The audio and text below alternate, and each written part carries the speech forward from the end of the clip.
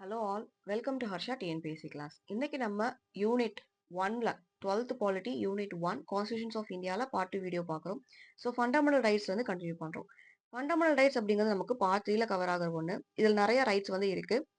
Right to freedom, right to equality, right against exploitation, freedom of religion, cultural and educational rights, rights to constitution remedies. இதெல்லாமே fundamental rights கூட cover ஆகிற வரிசையா நமக்கு articles and இந்த ஆர்டிகல்ஸோட headings இதெல்லாமே. Right to property அப்படிங்கிறது article 31ல இருந்திருக்கும். 44th அமெண்ட்மெண்ட் ஆக்ட் 1978 படி இந்த 31 அப்படிங்கிற ஆர்டிகலை ரைட் டு ப்ராப்பர்ட்டி அப்படிங்கிறதுல ஒமிட் பண்ணி லீகல் ரைட்டா ஆர்டிகல் 300A அப்படிங்கிறதுல கொண்டு போய் வச்சிருவாங்க. ஸோ அதான் நமக்கு இங்க கொடுத்துருக்காங்க. லீகல் ரைட்டா ஆர்டிகல் 300Aல கொண்டு போய் அதை வந்து வச்சிருவாங்க. ஸோ கீழே நமக்கு வந்து என்ன பார்க்குறோம்னா ஆர்டிகல் 32 அப்படிங்கிறது ரைட் டு கான்ஸ்டியூஷனல் ரெமெடிஸ் அப்படிங்கிறது. ரைட் டு எஜுகேஷன் அப்படிங்கிறது கொடுத்துருக்காங்க.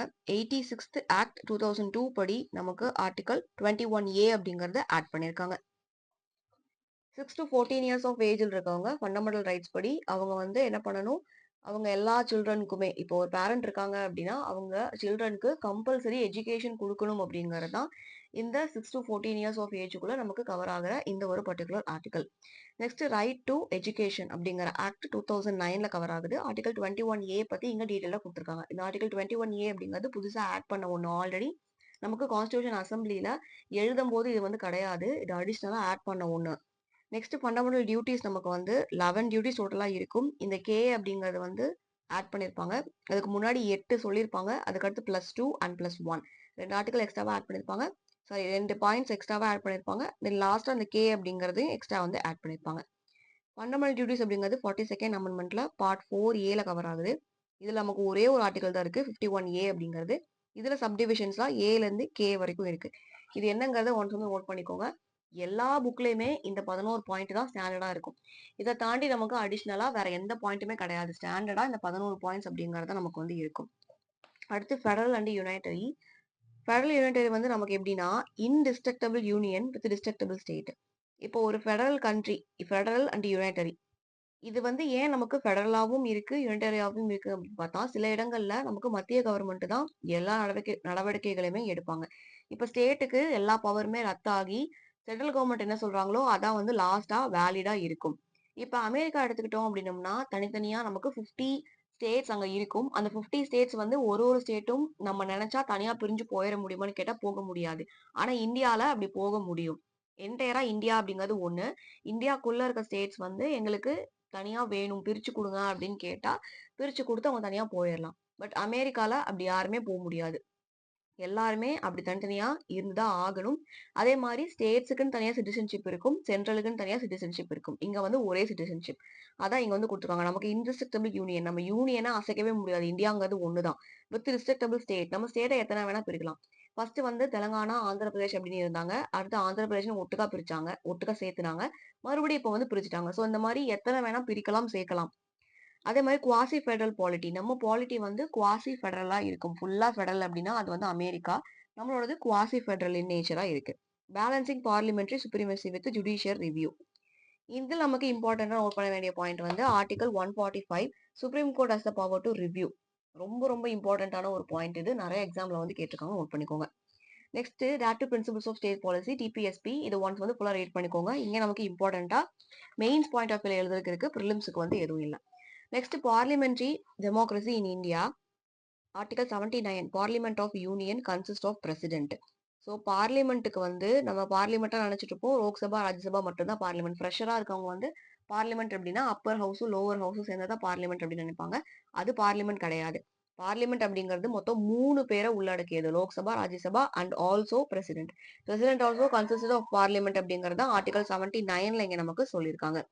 நெக்ஸ்ட் 1st ஆகஸ்ட் 2014ல தமிழ் அப்படிங்கறத நமக்கு தமிழ்நாடோட கோர்ட் லாங்குவேஜா இன்ட்ரடியூஸ் பண்ணிருப்பாங்க. அதுக்கு முன்னாடிலாம் வந்து இங்கிலீஷ் அப்படிங்கிறது தான் இருந்திருக்கும். இங்கிலீஷுக்கு அடுத்து இங்கிலீஷ் வந்து யூஸ் பண்ண வேண்டாம், நமக்கு தாய்மொழி தமிழ், அப்போ கோர்ட் லாங்குவேஜா தமிழ்லையும் பேசலாம் அப்படிங்கிறது நமக்கு 1st ஆகஸ்ட் 2014ல தான் கொண்டு வந்திருக்காங்க.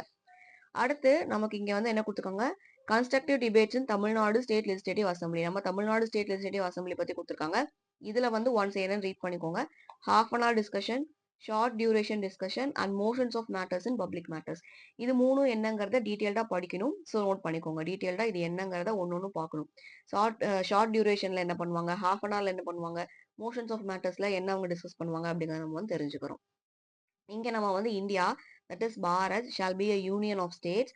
ஆர்டிகல் 1ல நமக்கு சப் கிளாஸ் 1ல என்ன கொடுத்துருக்காங்க, இந்தியா அப்படிங்கறத நம்ம பாரதம் பாரத் அப்படின்னு சொல்றோம்னு சொல்லியிருக்காங்க. நெக்ஸ்ட் ஃபர்ஸ்ட் அசம்பிளி 1952-57ல எலிமெண்டரி எஜுகேஷன். இங்க வந்து நமக்கு ஃபர்ஸ்ட் அசம்பிளில என்னெல்லாம் இந்தியால கொண்டு வந்தாங்க ஸ்கீம்ஸ். எலிமெண்டரி எஜுகேஷன் வந்து ராஜாஜி கவர்மெண்ட்ல கொண்டு வந்திருக்காங்க. கேஸ்ட் பேஸ்டு சோஷியல் ஹைரார்கி கொண்டு வந்திருக்காங்க. அடுத்து காமராஜர் வந்து அவரோட எஜுகேஷன் மினிஸ்டரா அவர் இருந்திருக்காரு. சுப்பிரமணியம் இன் மே 1954ல scheme could be dropped. So education மினிஸ்டரா சுப்பிரமணியம் இருந்த பீரியட்ல வந்து இந்த ஒரு விஷயத்த கேஸ்ட் பேஸ்டு சோஷியல் ஹைரார்கி அப்படிங்கறத டிராப் பண்ணிட்டாங்க இந்த இயர் ஆஃப் 1954ல. Last protect tenants of farmlands and landless agriculturist. என்னெல்லாம் ஸ்கீம்ஸ் வந்து யார் யார் பீரியட்ல கொண்டு வந்தாங்க அப்படிங்கறத செப்பரேட்டா நோட் பண்ணி படிக்கணும். Premier of Madras presidency Rajaji பீரியட்ல ஃபர்ஸ்ட் பட்ஜெட் இன்ட்ரூஸ் பண்ணிருக்காங்க 1937ல. நெக்ஸ்ட் இங்க வேற என்னெல்லாம் இருக்கு அப்படின்னா மெட்ராஸ் லெஜிஸ்லேட்டிவ் அசம்பிளி அப்படிங்கிறது இது ஒரு senate house Chepauk campus of Madras யூனிவர்சிட்டியில இருக்கு. டேட் 1937ல வந்து இதை கொண்டு வந்திருக்காங்க. 67ல திராவிட முன்னேற்ற கழகம் டிஎம்கே சிஎன் அண்ணாதுரை தலைமையில அவர் சிஎம் ஆகுறாரு. ஹிந்து மேரேஜ் ஆக்ட் வந்து கொண்டு வராங்க. செல்ஃப் மேரேஜ் ஆக்ட் வந்து அவர் கொண்டு வராரு.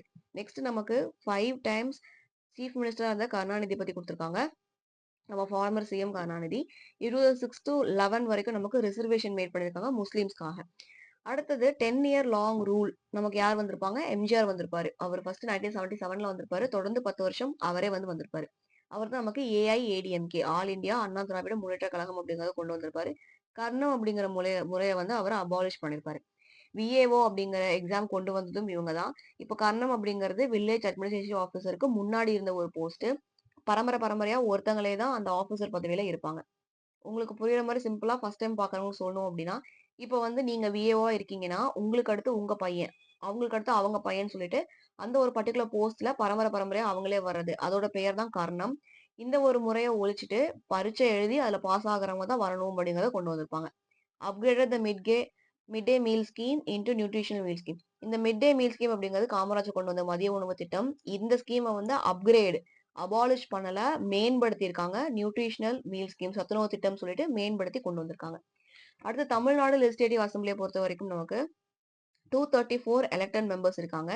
இதுல 189க்கு ஜெனரல் கேட்டகரியா நம்ம வந்து கொடுக்குறோம். ரிசர்வ்ட் அப்படிங்கிறது 45, எஸ்சி எஸ்டி ரிசர்வ்டுங்கிறது 45குள்ள கவர் ஆகுது. டோட்டல் நம்பர் ஆஃப் சீட் வந்து 234. அதுல ஜெனரல் எத்தனை 189 வந்து ஜெனரலா இருக்கு. ஃபர்ஸ்ட் மெட்ராஸ் லெஜிஸ்லேட்டிவ் அசம்பிளி நமக்கு வந்து எப்போ வந்திருக்கு 3rd May 1952ல வந்திருக்கு. அண்டர் ஆர்டிகல் 333 நமக்கு வந்து ஆங்கிலோ இந்தியன் கம்யூனிட்டி. இப்போ நமக்கு ஆங்கிலோ இந்தியன் கம்யூனிட்டி அப்படிங்கிறது கிடையாது. இது ஆர்டிகல் 333ல வந்து கவர் ஆகுது. இந்த 15th தமிழ்நாடு லெஜிஸ்லேட்டிவ் அசம்பிளி நமக்கு வந்து 21st May 2016ல வந்து கொண்டு வந்திருக்காங்க. அடுத்து பப்ளிக் அக்கவுண்ட்ஸ் கமிட்டி. இது நிறைய இடங்கள்ல கேட்கப்பட்ட ஒரு இம்பார்ட்டன்டான ஒரு பாயிண்ட். இங்க நமக்கு சேர் பர்சனா பப்ளிக் அக்கவுண்ட் கமிட்டி வந்து யார் இருப்பாங்கன்னா ஸ்பீக்கர் அப்படிங்கிறவர் இருப்பாரு. ஸ்பீக்கர் அப்படிங்கிறவர் தான் அப்பாயிண்ட் பண்ணுவாரு. யார் அப்பாயிண்ட் பண்றாருன்னா பப்ளிக் அக்கவுண்ட் கமிட்டியோட சேர் பர்சனை அப்பாயிண்ட் பண்றாரு. எங்க இருந்து அப்பாயிண்ட் பண்றாருன்னா லோக்சபால இருக்க மெம்பர்ஸ்ல இருந்து அப்பாயிண்ட் பண்றாரு. So the chairperson of the Public Accounts Committee is appointed by the Speaker from among its member of Lok Sabha. The Speaker for the first time appointed a member of opposition as the chairperson of the committee for 1967 to 68. அண்ணா பீரியட்ல என்ன பண்ணிருக்காங்க first அப்போசிஷன்ல எப்பயுமே லோக்சபா மெம்பர்ஸ்குள்ள இருந்து ஒருத்தரை தான் சேர்பர்சனா public accounts கமிட்டிக்கு select பண்ணிட்டு இருந்திருக்காங்க. First time in history அப்போசிஷன்ல இருந்த ஒருத்தரை சேர்பர்சனா அப்பாயிண்ட் பண்ணிருக்காங்க. என்ன வருஷம்னா 67 to 68 அண்ணாவோட பீரியட்ல சிஎன் அண்ணாதுரை அவர்களோட பீரியட்ல. Next committee became parliamentary committee. இந்த பப்ளிக் அக்கவுண்ட்ஸ் கமிட்டி அப்படிங்கிறது பார்லிமெண்டரி கமிட்டியா மாறி இருக்கு. Under the control of the speaker from Jan 1950. 1950ல இருந்து பார்லிமெண்டரி கமிட்டியா வந்து இது மாறி இருக்கு. இப்போ 2018 ஏப்ரல் வரைக்கும் 1596 ரிப்போர்ட்ஸ் வந்து நமக்கு கொடுத்துருக்காங்க. இந்த பப்ளிக் அக்கவுண்ட்ஸ் கமிட்டி அப்படிங்கிறவங்க ஏப்ரல் 2008 வரைக்கும் 1596 ரிப்போர்ட்ஸ் வந்து கொடுத்துருக்காங்க. நெக்ஸ்ட் இங்க நம்ம ரொம்ப ரொம்ப இம்பார்ட்டண்டா சங்கரலிங்கனார் பத்தி பார்க்கணும். இவர் வந்து எங்க பிறந்தாரு, மண்மலைமேடு விருதுநகர் டிஸ்ட்ரிக்ட்ல. கருப்பசாமி வள்ளியம்மாள் 1895ல இந்த கருப்பசாமி வள்ளியம்மாள் 2 பேருக்கும் பிறந்த ஒரு மகனா சங்கரலிங்கனார் 1895ல வந்து பிறந்திருக்காரு. இவரு நேஷனல் காங்கிரஸ்ல 1917ல ஜாயின் பண்ணிருக்காரு. சால்ட் மார்ச் 1930ல பண்ணிருக்காரு.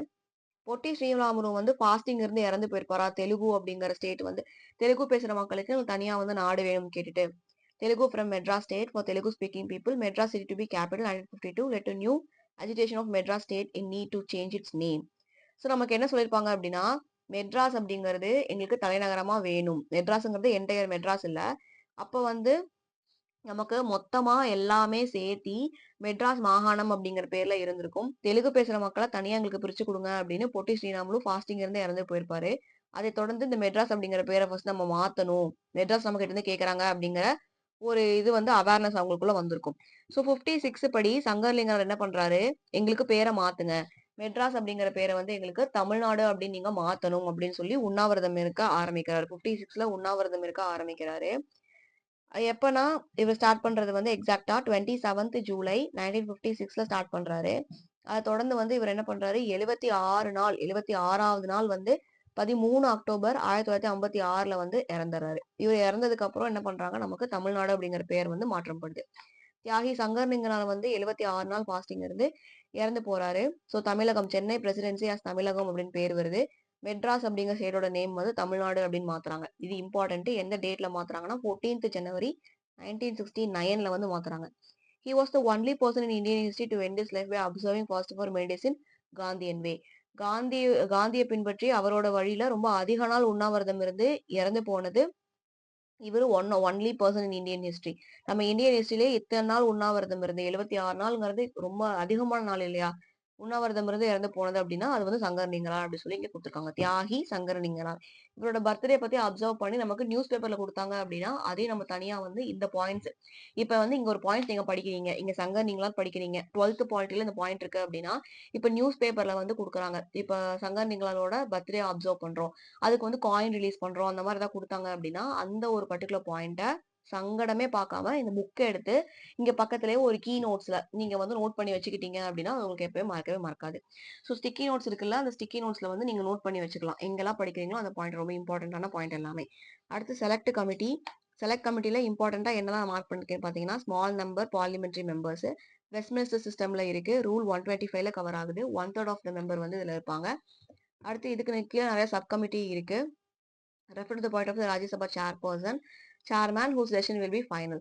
இந்த ஒரு செலக்ட் கமிட்டியை பொறுத்த வரைக்கும் ராஜ்யசபா சேர்மேன் என்ன சொல்றாரோ அது டெசிஷன் தான் வந்து ஃபைனல் டெசிஷனா இருக்கு. இம்பார்ட்டன்டான ஜாயிண்ட் சிட்டிங்ஸ் நமக்கு வந்து கொடுத்துருக்காங்க. இந்த ஒரு பர்டிகுலர் பாக்ஸ் வந்து இம்பார்ட்டன்ட். இங்க என்ன கொடுத்துருக்காங்க, dowry prohibition bill 1959, prevention of terrorism bill. இது ரெண்டுமே பில், ஆக்ட் கிடையாது. பில் வந்து dowry prohibition bill 1959, prevention of terrorism bill 2002. அடுத்து பிரசிடென்ட் வந்து என்ன பண்றாரு, ஜாயிண்ட் சிட்டிங் வேணும், லோக்சபாக்கும் ராஜ்யசபாக்கும் ஜாயிண்ட் சிட்டிங் வேணும் அப்படின்னா பிரசிடென்ட் தான் அவங்கள வந்து கால் பண்ணுவாங்க. டெட்லாக் ஆயிருச்சு, ஏதாவது ஒரு பில் வந்து 2 ஹவுஸ்லயுமே ரிசால்வ் ஆகாம டெட்லாக் ஆயிருச்சு அப்படின்னா ஜாயிண்ட் சிட்டிங்க கூப்பிடுறது யாரு, president. First president of India நமக்கு ஜவஹர்லால் நேரு. இந்த ஒரு பாக்ஸ் தான் இந்த லெசன்ல ஃபைனலா கொடுத்துருக்க கண்டென்ட். ஸோ புக் பேக் பார்த்தலாம்.